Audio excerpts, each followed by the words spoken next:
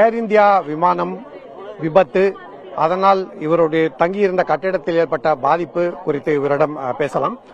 வணக்கம். இந்த விபத்து நடந்த சமயத்துல இந்த கட்டிடத்துல எத்தகைய பாதிப்பு இருந்தது? இந்த இன்சிடென்ட் நடக்கும்போது அரௌண்ட் 1:30 to 1:45 இருக்கும். எல்லாருமே அந்த டைம் தான் லஞ்ச் சாப்பிட வர டைம். யூஜி எம்பிபிஎஸ் ஸ்டூடெண்ட்ஸ் அவங்க லஞ்ச் சாப்பிட வர மெஸ் கேன்டீனில் தான் மெயினாக பிளேன் கிராஷ் ஆனது. அங்கே கிராஷ் ஆகிட்டு நாங்கள் பிஜி ஸ்டூடெண்ட்ஸ்லாம் தங்கியிருக்கிற அப்பார்ட்மெண்ட் அங்கேயும் ஃபயர் ஸ்ப்ரெட் ஆகி சில ஃப்ளைட்டோட பார்ட்ஸ்லாம் அங்கே விழுந்து அந்த ஃபயரில் எங்களோட நாங்கள் தங்கியிருக்க அப்பார்ட்மெண்ட்லாம் ஃபுல்லாக ஃபயர் ஸ்ப்ரெட் ஆயிடுச்சு. இப்ப கூட பார்த்தா தெரியுது, பில்டிங் எல்லாம் கருப்பா முழுதுமா தீயால கடுமையா பாதிக்கப்பட்டிருக்கு. அந்த சமயத்துல நீங்க உடனே நீங்களும் அங்க இருந்த மற்ற மாணவர்கள்லாம் என்ன பண்ணாங்க? இந்த விபத்து நடந்த உடனே எப்படி வெளியேற்றப்பட்டாங்க?